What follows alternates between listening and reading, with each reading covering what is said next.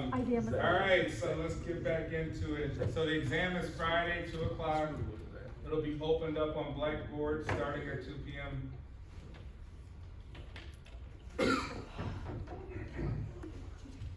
Not sure how long I'll keep it open for, but you guys should all have enough time to finish it. Same format. Everyone look at the announcement No. of the exam review. Oh, yeah. Any questions about the exam or the content or anything? Jacob, you're talking. The stuff we're gonna cover today is primarily not on the exam for the most part. Yes, I didn't look at your review, so, what's gonna be on it? it's on Blackboard. It's just pretty much the 5 topics. 5 topics I selected that Oh, we're gonna write I about. feel like. So today, since we have a little time, there's really no need to do an exam review of any kind, right? The information's already there. So I figured like we could talk a little bit about psychology in advertising. I think that'd be kind of cool. And maybe touch on where we left off with learning and cognition. I want to start off by addressing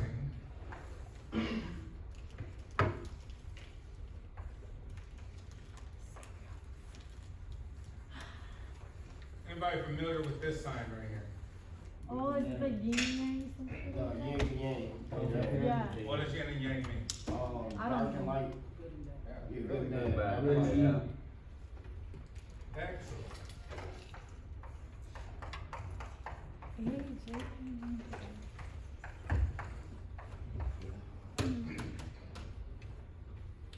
Yin and yang is sort of a life philosophy, dark and light.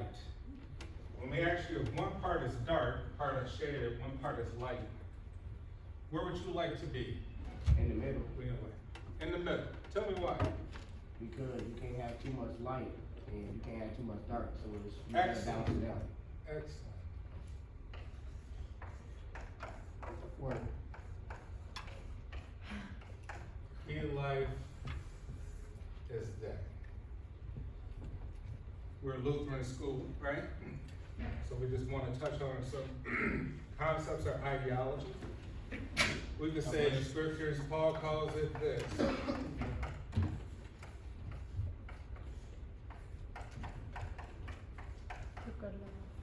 Good life.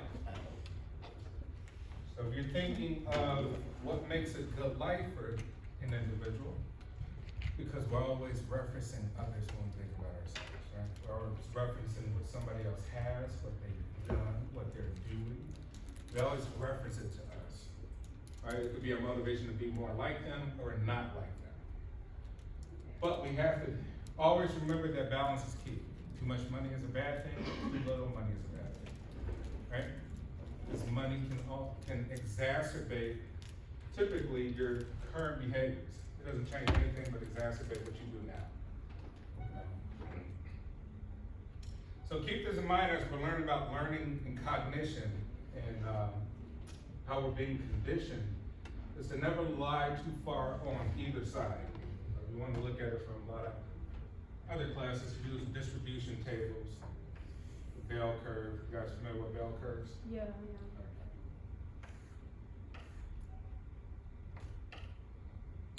That's where life is. So use that as a model as you move along through life, thinking, hey, you know, this is not so bad, right? Too much of a good thing is a bad thing in all walks. Bless you. Thank you.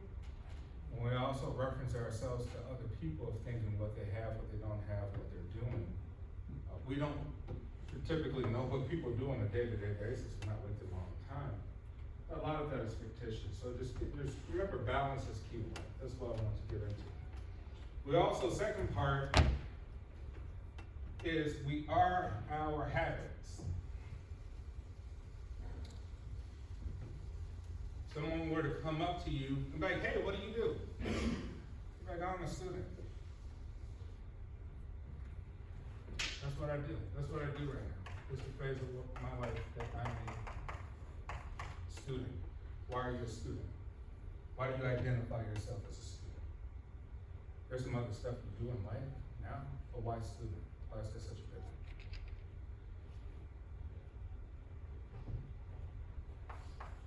Because you do it consistently.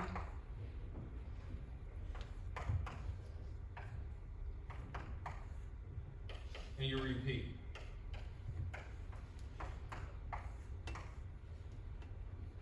So that you can become a better student.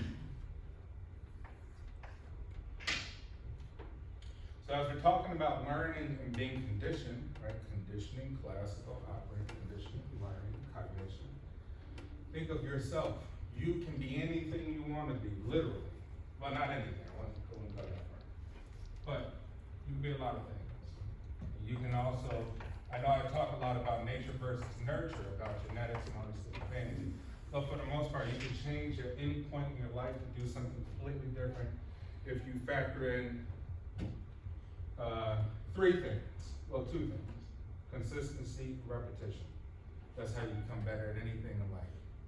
You be consistent or persistent, and you repeat, you repeat, you repeat, you repeat, to the point to where it's programmed in there, right? Somebody else is gonna be difficult, they're new, learning these concepts, it's already in the back of your mind, you're programmed. Now you've mastered, you've moved up another level above others. So when I was going for PhD, right? A lot of the other PhDs, doctors, all these different things, scientists, blah, blah, blah. You know, typically they use a mantra. They said the mantra is, get your bachelor's, which you guys are trying to get, right? Your BA, your BS, for what? Get your bachelor's to get a career, to get a job, right? And so you get your master's degree, for what? Get your master's so you can learn how to teach others. With a master's you could teach, you could probably teach in junior college and some other places like that, right? But you get your doctorate, right? Doctor, Latin means teacher, right? Doesn't mean anything else but teacher. The doctorate typically tells you that you can teach yourself. And that's what getting a PhD is all about. It's actually humbling you to be like, hey, you know, I know very little, right? But I know how to use a scientific method to try to create, to look at what's factual and what's not factual, as opposed to making up stuff for it. So it actually humbles you, makes you realize how little you know in this world, right? It kind of takes away this ego you have of thinking, oh man, I know so much, I know this, I know that. Like, no, we know very little. And even if you do your dissertation, I wrote a paper 300 pages long for dissertation, right? Graphs, mathematical models, quantitative. My dissertation had focused on South Africa and apartheid, so deal with ethnic discrimination, racial discrimination, prejudice, racism, and how it impacts you mentally and your overall health. It's a lot of information, but the point is, that was just a chunk that I contributed to the academic community. It's actually almost nothing, 300 pages of all this data. Which humbles you to say, hey, I actually don't know that much. But for the things I'm interested in, I can get to know a lot about that specific thing. So just keep that in mind as we talk about learning, how we learn and what we perceive to be real and fact. I'll come back to the advertisements at the end of the class, which should be pretty interesting. But we'll just finish up here. Here. So punishment. Remember we talked last class about operant conditioning deals with an individual being a motivator to incentivize, give a benefit to someone, and to also punish them so they can be conditioned to learn certain things. We think of children, we think of babies, right? Or toddlers, or even adolescents. And I'm not giving you no money if you don't bring up your grades, right? I'm going to punish you if you don't get better grades. No money, no shoes, you don't have a job, you're broke, you live here for free, you're under my authority, my rule. That changes your behavior so that you can learn how to do better time management or figure out whatever way you figure out how to get better grades, right? So punishment. But there are major drawbacks to physical punishment. Right? Punishment behavior is suppressed but not forgotten. Meaning these things carry on with us long term if we're punished. They could lead to conditions. They could lead to other disorders. Temporary state may negatively reinforce parents' punishing behavior. Think of that. If your parents beat you to punish you so that you can learn something or be something that they wanted you to be, that can lead on for you to punish your kids in the same way, right? Like, hey, that's how my mom and dad did it. This is what I've been conditioned to think is how it should be done.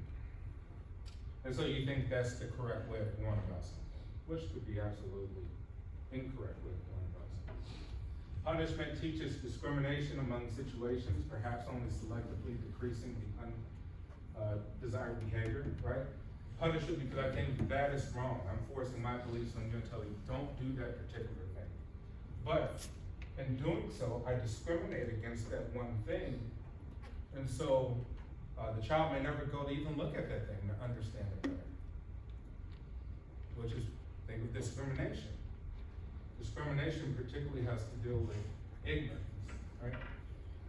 And then we could think of anything we want to discriminate against for whatever reason. It's typically emotionally driven. But it normally comes from people who haven't had experience or enough experiences to draw real conclusions, right? Which means that other people have influenced our emotions about a particular thing when we've never really even examined that particular thing for ourselves. Which is kind of what the internet does, right? It makes people comfortable to go directly to their groups. Hey, let me go and watch Fox News. Only. Right, this is it. This is it, just Fox News all day. Go read my articles. I already know it's a bias there, right? I'll use CNN too. I'll use MSNBC, I'll use whatever. That you don't even want to look at the other information. You don't want to even go look at other sites. You don't want to even look how other people think. Why? Because it makes you uncomfortable. Why does it make you uncomfortable? You've been conditioned to believe that certain things are wrong and certain things are right. And this is the way how it should go. So think of the things you look at in particular on social media gravitate to, right? And then things you see that go against your beliefs, you immediately become emotional. Oh my gosh, that's absolutely wrong. How could you? You're this, you're that, you're a horrible human being, right? Without even examining how other people feel, right? So that's discrimination. We discriminate concepts, we discriminate ideas, we discriminate against people, we discriminate for any other reason. Because there's something back there that we've been conditioned, right? There's some punishment we've received way back, even before we can actually remember some of these things. Punishment can teach fear, right? Say someone has a fear of heights. There's all types of phobias about things. So just think of any phobia you or someone you know close has. And think of where particularly that phobia may have come from. It may have been punished at some point in their lives or conditioned to think, don't do that particular thing, don't participate in that particular activity. And that can teach fear, and the fear carries on for the rest of their life. And it draws over from other aspects. We become fearful of even information that touches on things inside of us. Let me see, how could I think about,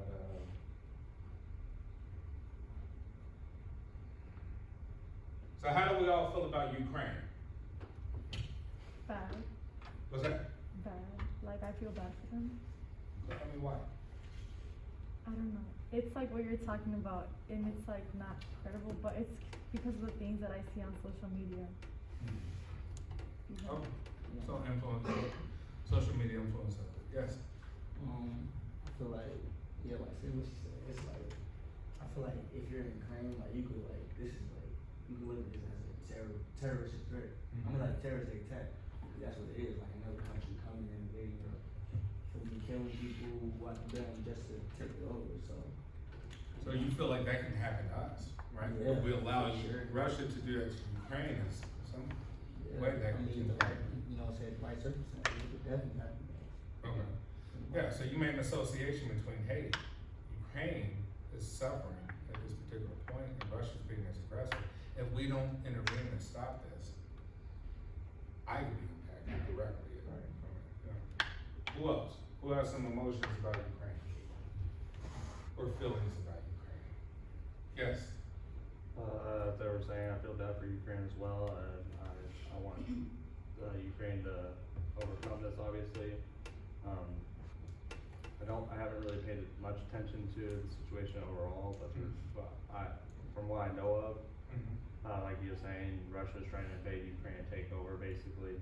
And I feel bad for that because I actually know somebody that's actually in Ukraine, that used to be a foreign exchange student that used to stay with us, Okay. so. So therefore we could draw from a direct association. Hey, I know a Ukrainian, right? I know a Ukrainian. I don't want his people to suffer, that's horrible. Who else? Anyone has some emotions about Ukraine? Who here thinks that Ukraine is a big topic, a big thing going on right now? Right, most of us think that. Who here thinks that social media and the media in general has made Ukraine a big topic? It has chosen Yeah. to make Ukraine a big topic. Yes. Why? I feel like that because when you see it on social media so much, it's not just getting shown to you, it's getting shown to millions of people that use social media. So it spreads around the world. So the platform itself allows just to spread the information. It's spreading like that, but I feel like I've mainly seen it spread as of like in bad ways. Like I only like knew about it because of all the memes that were like getting posted. So I feel like that's making it like spread even more because like on Facebook, like everyone's sharing like memes that like aren't, you know, like shouldn't be like a joke. Yeah. But that's what's causing it to like spread even more. Cause that's the way that I learned about it because I seen a meme and then I went out and I was like, well, like what's like, you know, I looked it up on Google and I was like, oh damn, like there's stuff going on over there. Yeah. So even that made you Google, right? The information about Ukraine made you go like, hey, I need to learn more about Ukraine and what's happening. Why does Russia even really want to be there? To have a care about that, right? So now your interest is went to Ukraine. You've intently went to look for information about it. How come we don't do this with other things? What do you mean, what other thing? Other things happening around our communities now. Yeah, that's true. I mean, like, I want to do things looking at our state, our city, our environments, our communities. Those things can directly impact you, right? I mean, when you leave the classroom.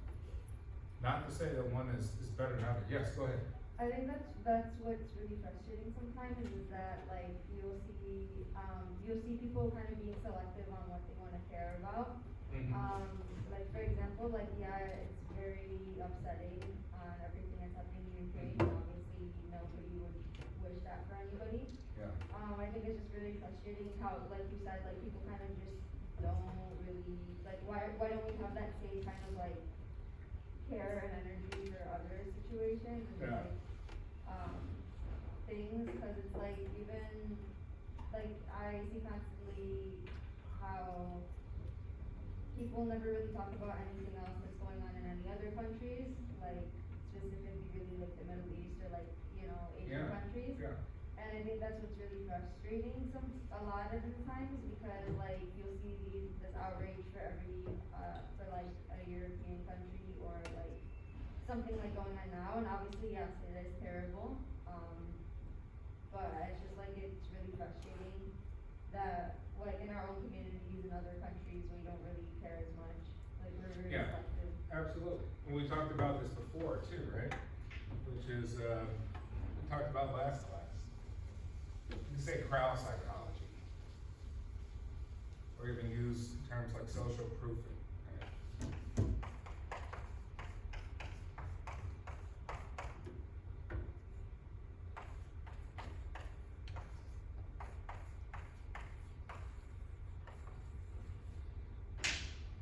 The internet is a crowd.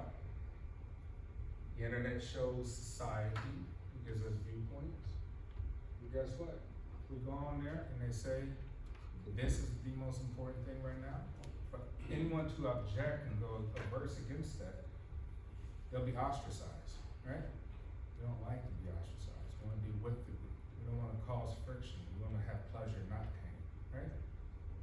But a person who analyzes for themselves and say, you know what? Yeah, there's horrible what's going on with Ukraine and Russia. But also there's some other horrible things going on too we're not talking about, right? Have an objective point of view, yes. Well, he has him first. Go ahead, I'm sorry.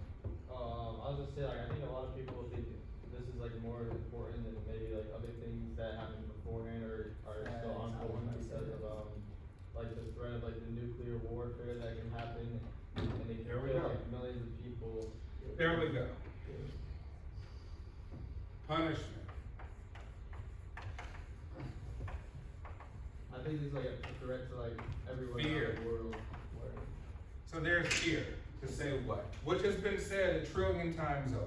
This is nothing new, just another day. It's 2022, they've been saying it since the 60s, the 70s, the 80s, the 90s, 2000, 2010. Russia has nuclear weapons, right? They're not the only country that has nuclear weapons, right? And Russia will use it and destroy an entire city or country.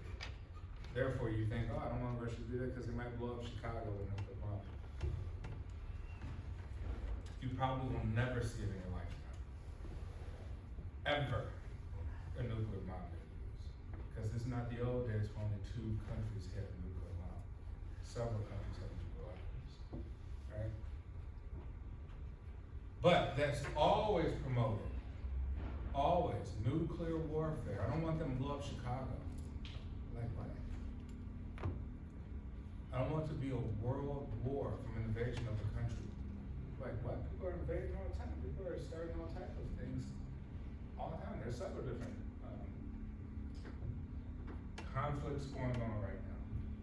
But this has been selected. And it normally is selected with each president. Right?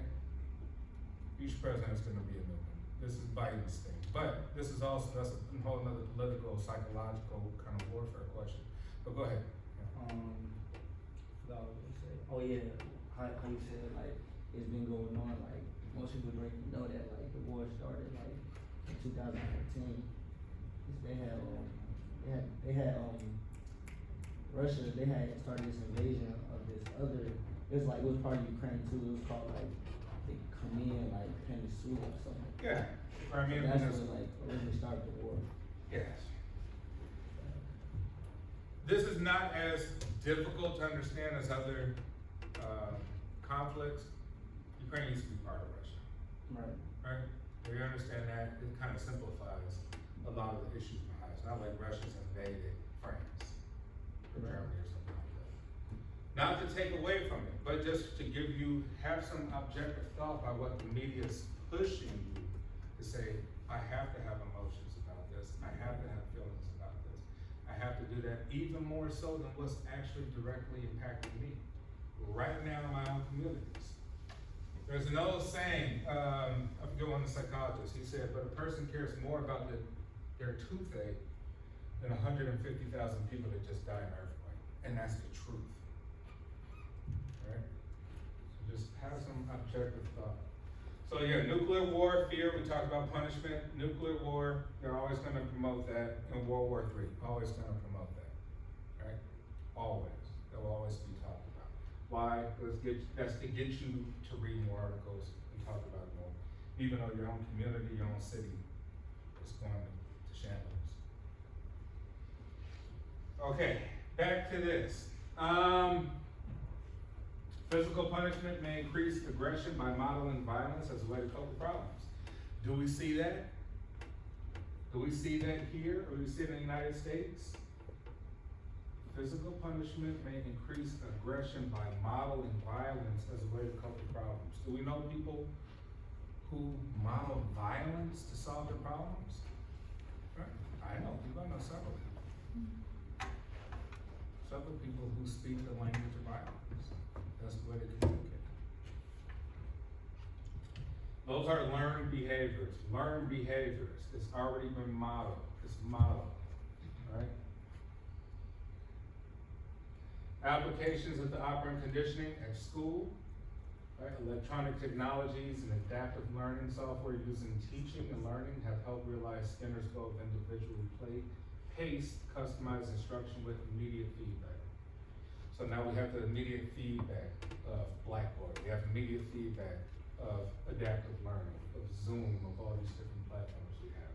So we can engage and observe the behavior of what's going on with our students and how well they learn, and the models we should be using to help them learn. In sports, behavioral methods are used to shape behavior and athletic performance. What are some examples?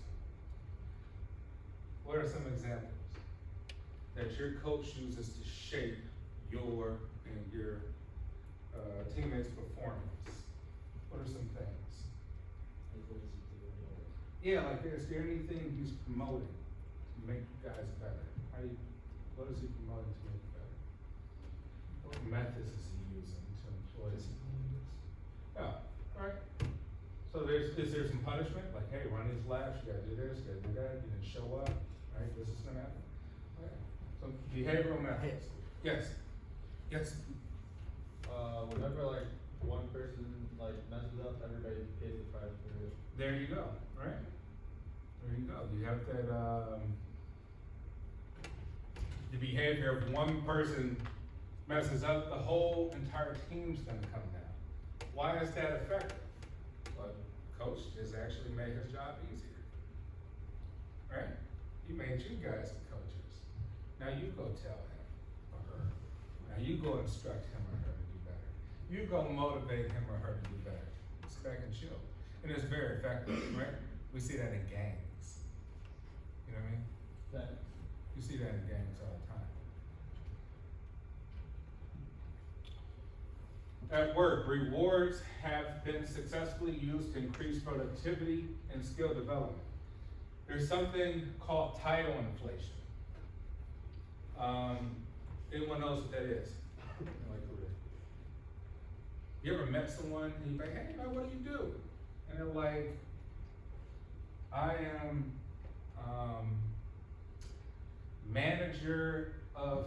facilities manager. You're like, oh, you're a janitor, right? The institution, corporation, giving you a feel-good title. Oh, now I'm the manager of special operations of blah, blah, blah. Like, so they just gave you $1 raise, basically. But a lot more responsibility and a cool title. Why? We feel about titles.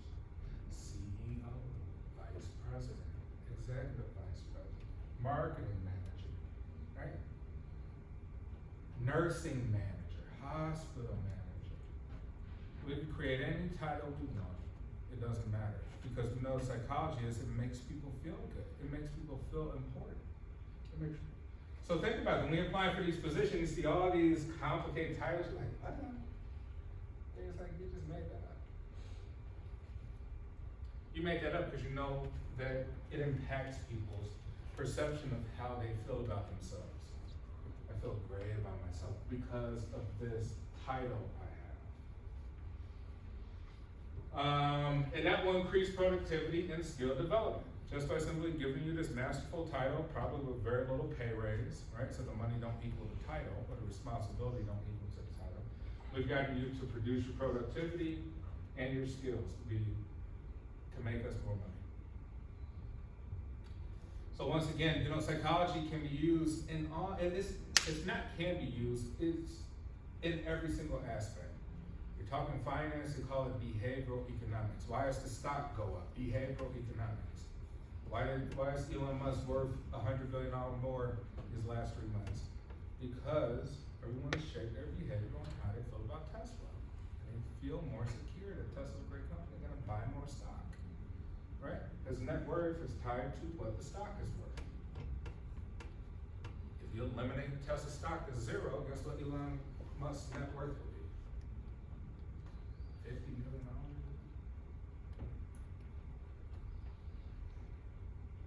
I know he owns the other 2 or 3 companies, but still, they're not as good. But,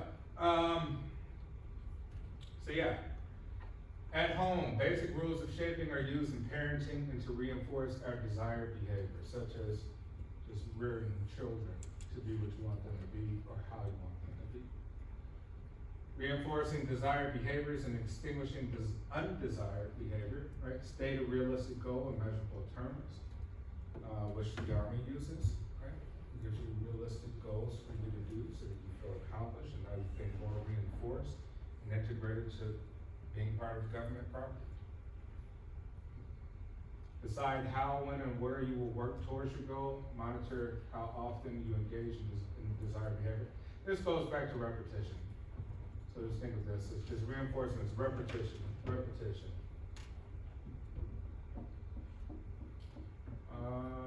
We know that. Back to the rat, when we talked about with operant, right? We talked about the dog, the classical, dog and a bell, the rat with operant, and the Skinner box. Nature limits species capacity for operating conditions. So it can't apply 100%, right? We talked about that free will. Do you have free will, or is it you all are conditioned to be what you've been taught in biology? Probably not. There's probably some other stuff going on. There's some limitations there to what one's brain can do, right? The rat probably can't do advanced mathematics. So there are some limitations even in the Skinner box, which means we also have limitations to things we can do. Biological constraints predispose organisms to learn associations that are naturally adaptive. All right, so that goes back to the rat, how he learned how to do extra things without being shocked on the floor and having to hit another lever. He knows that pain is a natural thing, he wants to move away from it, and that's adaptive. All right, so you've associated things that are natural. Pain is a natural thing. Instinctive drift occurs as animals revert to biologically predisposed patterns, which means that animals get bored just like we get bored, right? How long can you actually pay attention? I don't know, maybe 2 minutes at most before you start thinking about something else. Think of it. How long can you actually pay attention to anything? A video, this class, anything. Maybe 2 minutes at most before you begin to start thinking about some other stuff. And then you come back, and you do it again, and then you come back and think about some other stuff. So you're predisposed to have drift. Your mind will drift. Constantly. Cognition and classical conditioning. I'll go right for it. All right, I won't draw on too much. I want to get to some of the all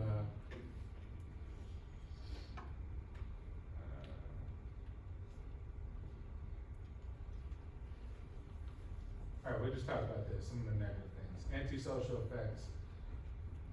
Abusive parents may have aggressive children. Right? No brainer there. Watching TV and videos may teach children. Bullying is an effective tool for controlling others. Free and easy sex doesn't have later consequences. Men should be tough, women should be gentle. The violence viewing effects is demonstrated when viewing media violence triggers violent behavior. Which is true, right? These things are influential to us, whether we want to acknowledge that or not. Music is influential to violent behavior. It amps people up for anything. Or it could be mental as influential for depression. You got depressive music, things that put you in the mood of being more depressive than what you are about the situation you're in or you're in. Now, watching cruelty may foster indifference, which is if you show a child too much cruel behavior or excessive or hyper-violence, right? You're not showing babies or toddlers beheading videos. Why? Because then they'll disassociate extreme violence with having any emotion at all. Which means as adults, they will become sociopaths. They have no emotion. You're like, oh, they just blew up China. You're like, oh yeah, so what? You know what I mean? Like that's a real thing.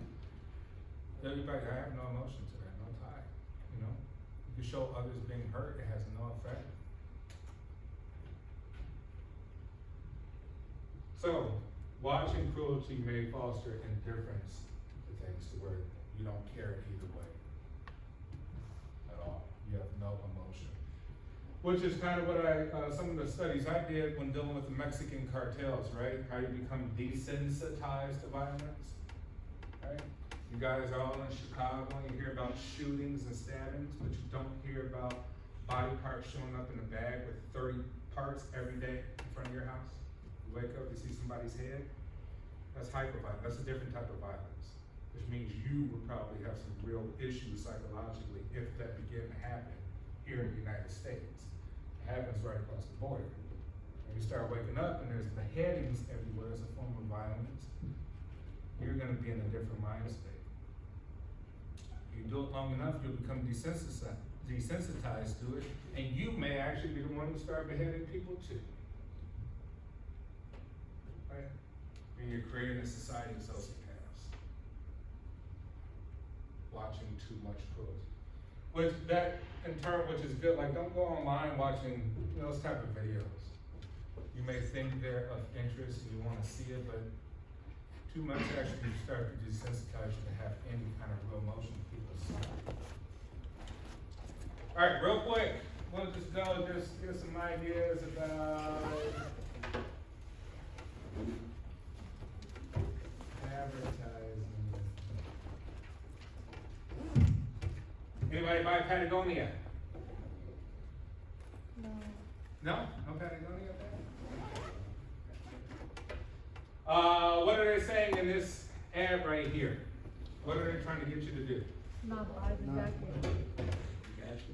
Why not? Because their jacket, why would they not want you to buy the jacket? They probably want that money for their jacket. Yeah, they bashing the brand, They're what? bashing the brand. Bashing their own brand? No, like. No, this is Patagonia. Patagonia put this Oh, in. dang, okay. Oh, Patagonia's telling you don't buy this jacket. Why would they say such a thing? They tell me to buy, I ain't gonna buy it. I don't Reverse know. psychology. You're gonna say Yeah. reverse psychology, right? Yeah. If someone were to come up to you and be like, man, you trying to do this, you'd be like, I'm not doing that. Right? Which means you can do the opposite. Oh, yeah. Right. I do that. That's a natural human reaction. It's like, I'm not doing that. Yeah. The natural human reaction is to do the opposite of what somebody told you to do. You Yeah. can ask nicely, right? Maybe insinuate or something, well, tell. But it gives reason here, right? It's like, we reduce environmental things, recycle, so it's not even really, you're not even really buying the jacket. You're investing in a jacket. You're like, you still giving money, right? You still buying the jacket. Okay? So reverse psychology, to give a reaction, for you to react. Let me see, I got this video of what channel that was.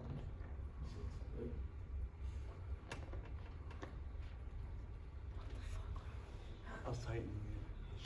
Wait, why do you hold that whole water bottle in Yeah, I was trying to your tighten mouth? it. I was trying to tighten it. I couldn't tighten it. It don't show up, playing it on the screen, but it don't show up.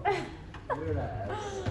Alright, we'll move to the next one because You won't. You won't. What? Don't read it. Nothing, bro. Nothing, bro. Nothing worried about, bro.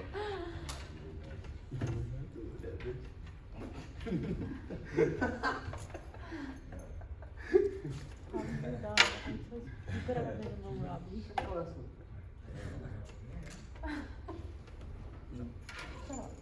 Wow.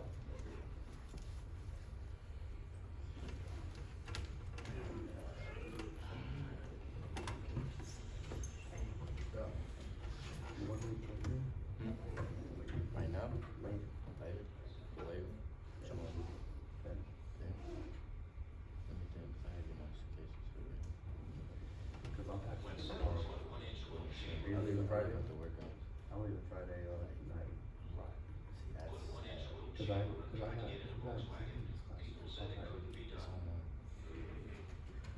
but my flight still doesn't leave till 5, so.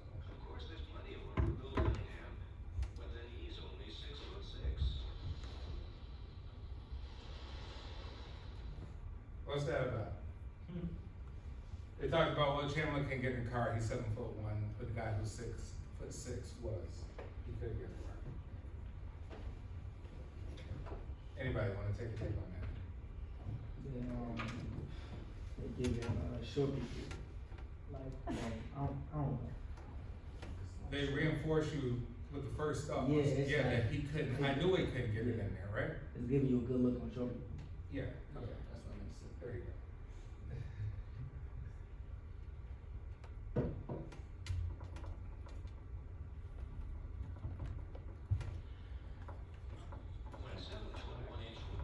How you gonna put your, how you gonna shoot your phone in there?